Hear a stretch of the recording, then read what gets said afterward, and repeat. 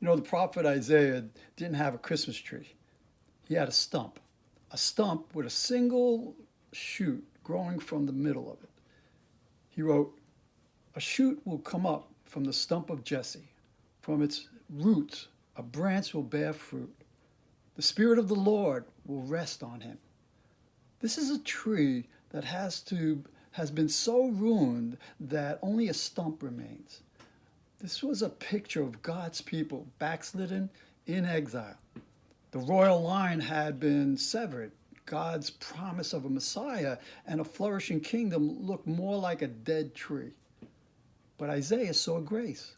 Life would remain within the amputated stump, a shoot of life, small, barely detectable at first.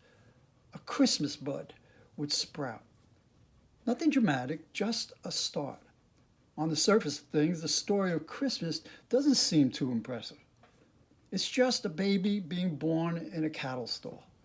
Nothing too powerful there. But don't look away. Little shoots turn into beautiful, big, fruitful branches.